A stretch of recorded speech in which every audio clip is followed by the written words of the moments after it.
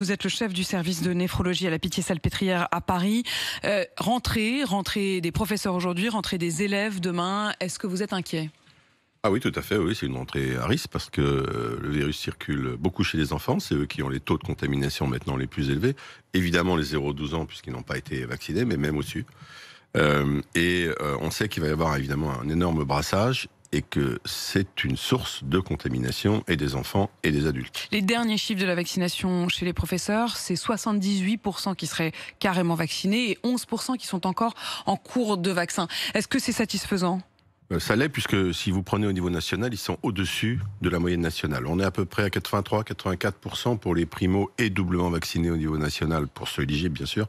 Donc ils sont au-dessus, c'est bien. Il reste 11% de personnes non vaccinées et donc il faut mettre ces personnes-là à l'abri.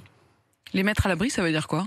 Ça veut dire leur dire de rester chez eux et de pas aller faire cours? Non, ça c'est pas possible. On sait très bien que ça mettra des enfants en dehors du système scolaire et on sait l'importance de ça. Non, ça veut dire qu'il faut qu'ils soient vaccinés le plus vite possible.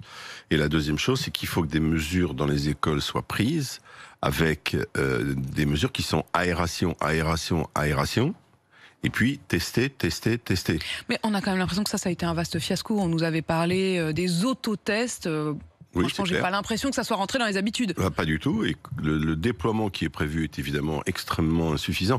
Et idéalement, ce qu'il faudrait, c'est, imaginez, 2 tests par semaine systématiques chez tout le monde.